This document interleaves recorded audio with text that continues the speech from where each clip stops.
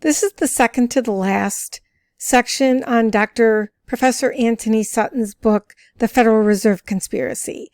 And in this last section of the book, he talks primarily about Abraham Lincoln. He talks about the money trust.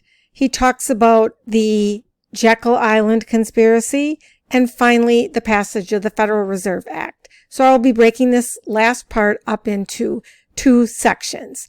So to begin with, Dr. Sutton talks about Abraham Lincoln, and he says that Abraham Lincoln was in the Jeffersonian, Jacksonian tradition, and that is the tradition that reserved the right of issuing currency only for the federal government, and argued that this right could not be lawfully transferred to any private monopoly.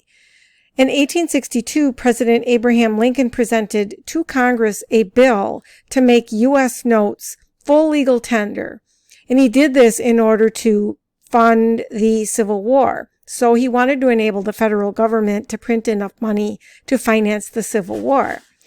The federal government then began issuing paper money that had the same value as gold and silver coins. The notes were printed in green ink, and they were known as greenbacks. Though Lincoln probably didn't envision the inflationary potential in this action, his financial program was to be a means of paying off debts without allowing the private money monopoly to profit from the public purse. Lincoln's Secretary of the Treasury was a man by the name of Samuel Portland Chase, and Chase was an ally of the banking interest. During the Civil War, Chase supported Lincoln's monetary policy, but later on, he presented legislation to Congress that was favorable to the banking interest. Senator John Sherman of Ohio proposed the program of a national currency. This idea was opposed by banking interests because it would take away from the bankers the privilege of issuing an effective substitute for money, which of course is defined in the Constitution as gold and silver. What the bankers wanted the government to do was to transfer the right to issue money to them, i.e. to allow them to serve as agents of the federal government. The U.S. would then be a perpetual borrower, required to borrow funds at interest from a private money monopoly, which of course had obtained the monopoly power from the government itself. The public, apart from constitutional limits, would hardly agree to a private money monopoly if the truth were widely to be known. The National Bank Act was presented to the United States as a device to finance the Civil War and to achieve financial stability. The National Banking Act was in the Senate only 3 or 4 days and in the House only 2 days before it was rushed through, of course, at a critical time in the Civil War. And President Lincoln signed the bill into law on February 25, 1863. A letter from Senator John Sherman to Rothschild brothers in London, dated June 25, 1863, and leaked on Wall Street in 1863, demonstrates how Sherman saw a chance to curry favor with the preeminent world bankers of the time by bringing awareness of the National Banking Act to the attention of international bankers. The letter demonstrates the double dealing of even prominent and well-regarded politicians of the time. And here is what the letter said. Dear Sirs, a Mr. John Sherman has written to us from a town in Ohio, USA, as to the profit that may be made in the national banking business under a recent act of your Congress, and a copy of this act accompanies this letter.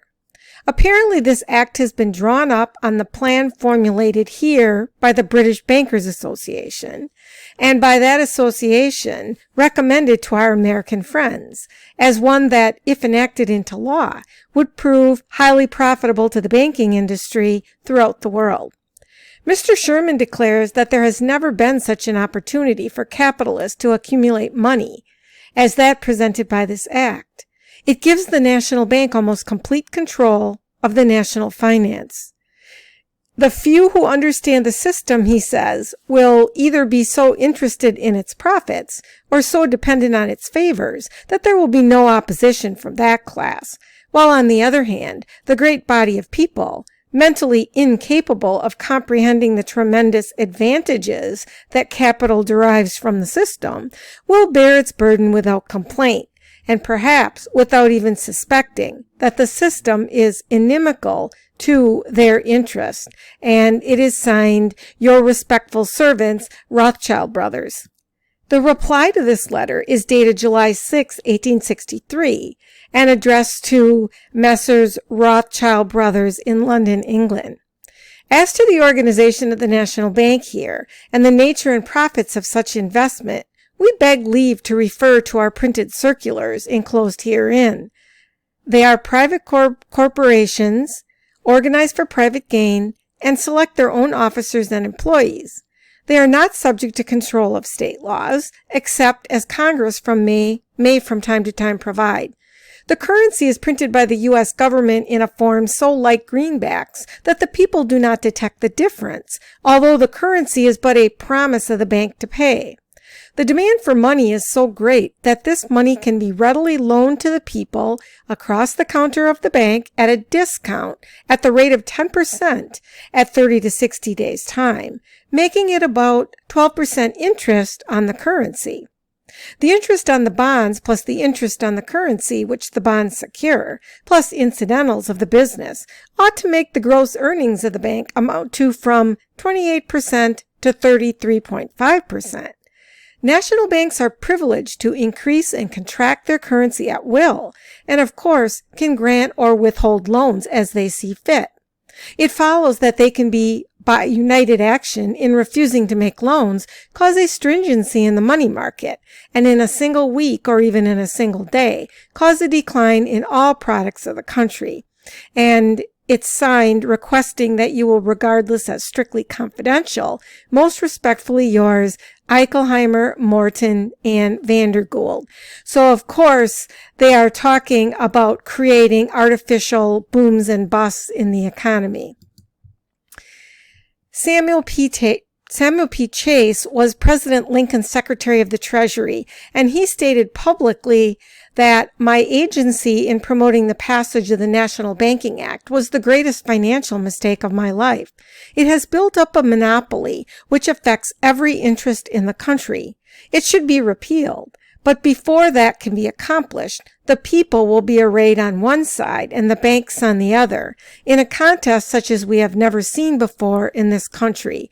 And of course, that notion that the people are going to rise up against this has, of course, never happened, mainly because the people are completely in the dark about the whole system, how it operates, and how it in fact came into being. So if you recall from earlier videos, there has been a fight over having a central bank in the United States since the nation's inception. At first it was Thomas Jefferson and Alexander Hamilton that were locked in a dispute about creating a national bank. When that bank was created and its charter ran out, a second bank was created, of course, under the auspices that the United States needed money to fight the War of 1812. Incidentally, the idea of needing money to fight a war is very oftentimes used in these instances. So it was also used with the War of 1812 because President Madison did not want to sign the charter for the second bank, but because of the War of 1812, he did so anyway. Of course, then we have the fight between Andrew Jackson over another creation of another central bank in the United States. And that bank's charter eventually ran out. So that left the United States in the 1860s in an era that was called the free banking era where there was no central bank. However, the money trust never gave up its fight to create a central bank in the United States. So now Dr. Sutton tells the story of how the conspiracy really was hatched to create the Federal Reserve System. And first, I'd like to give a quote from President Woodrow Wilson, who was elected president in 1912. This is what Woodrow Wilson was saying before he was elected president, when he was trying to pretend he was against the money trust. He said, "The greatest monopoly in this country is the money monopoly. So long as that exists, our old variety of freedom and individual energy of development are out of the question. A great industrial nation is controlled by its system of credit. Our system of credit is concentrated. The growth of the nation, therefore, and all our activities are in the hands of a few men. This is the greatest question of all, and to this statesmen must address themselves with earnest determination to serve the long future and the true liberties of free men.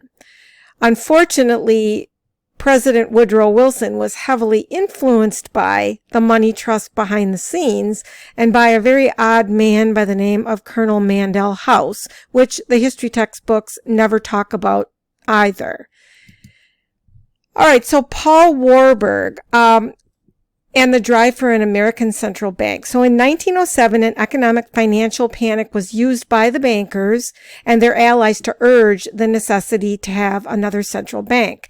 And a German banker named Paul Warburg led a zealous drive to promote a carbon copy of the German central bank, the German Reichsbank, in the United States.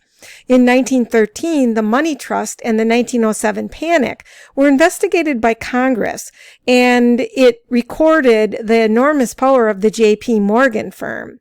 During the years 1900 and 1920, the money trust was effectively controlled by the banking firm of J.P. Morgan, and then his son, J.P. Morgan Jr., in association with their Rockefeller, Harriman, and Keenlobe allies. In 1912, Congress investigated the money trust, and the committee was called the Pujo Committee. And the report that came out of the Pujo Committee, this is from the 62nd Congress, the third session, was that the money trust was far more dangerous than all that has happened to us in the past in the way of elimination of competition in industry, is the control of credit through the domination of these groups over banks and industries. It is impossible that there should be competition with all of the facilities for raising money or selling large issues of bonds in the hands of those few bankers and their partners and allies, who together dominate the financial policies of most of the existing systems. The acts of this inner group, as here described, have nevertheless been more destructive of competition than anything accomplished by the trust, for they strike at the very vitals of potential competition in every industry that is under their protection, a condition which, if permitted to continue, will render impossible all attempts to restore normal competitive conditions in the industrial world. The public in America debated over the wisdom of creating a central bank in the United States, just as it had done during previous eras of U.S. history that I've already mentioned. The 1907 crash was repeatedly used as the argument by those in favor of creating a central bank. The argument put forth was that a central bank system would be a way to stop financial panics from occurring. However, many years later, it was proven that this panic was precipitated by Wall Street, so by the very people, the money trust, who were saying we need to have a central bank to stop these panics. They, in fact, precipitated it. So the same group that stood to benefit from a central bank created the panic used to persuade the electorate that a central bank was needed. And in 1976, a congressional staff report had this as its conclusion. This is from the 94th Congress second session in 1976. In summary, the Federal Reserve directors are apparently representative of a small elite group which dominates much of the economic life of this nation. Given that so many Americans were opposed to the idea of a central bank under private control, how then did it come to be established? Supreme Court Justice Brandeis described the process this way. The development of our financial oligarchy, with which the history of political despotism has familiarized us, usurpation proceeding by gradual encroachment rather than by violent acts, and by subtle and often long concealed concentration. It was by such processes as these that Caesar Augustus became master of Rome. The makers of our Constitution had in mind like dangers to our political liberty when they provided so carefully for the separation of powers. The J.P. Morgan firm, which dominated the money trust, understood this process of subtle and gradual encroachment. They even publicly opposed the Federal Reserve Bill, which privately they put together in secret.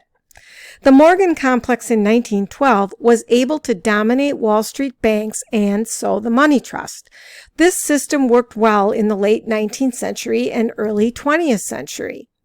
The history of the system of how the Federal Reserve came into being can be traced through three stages, says Dr. Professor Anthony Sutton. He says the original plan created secretly on Jekyll Island in 1910, the promotion of Woodrow Wilson for President of the United States, and finally, the actual passage of the Federal Reserve Bill through the Congress. So I will wrap up in the next video and talk about those three stages.